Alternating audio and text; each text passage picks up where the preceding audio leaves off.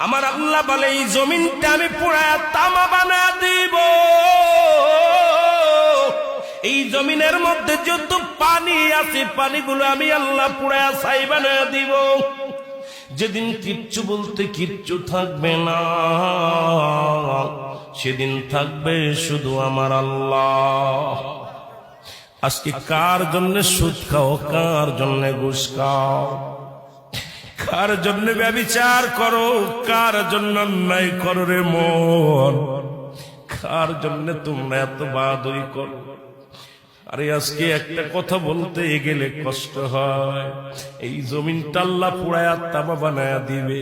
এই জমিনের মাটিগুলো পুড়ে হবে তামা। এই জমিনের যত পানি আছে পানিগুলো পুড়ে হবে ছাই। এই দুনিয়ার মধ্যে কিচ্ছু যেদিন থাকবে না, ওই তুরস্কের কত বাহাদুর, কত টাকাওয়ালা মিনিটের মধ্যে 30 সেকেন্ডের ভূমিকম্পে পথের ফকির হয়ে গেছে, রাস্তার ভিখারি হয়ে গেছে। আজকে তুমি দুনিয়ার মধ্যে কতই না মস্তানি করলা, এই দুনিয়ার কিচ্ছু নিয়ে যেতে পারবা না।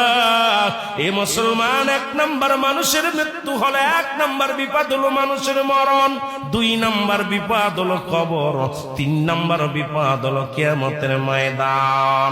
একবার কেন চিন্তা করো না রে মন, একবার 1 নাম্বার মরণ, 1 নাম্বার বিপদ হলো মানুষের মরণ।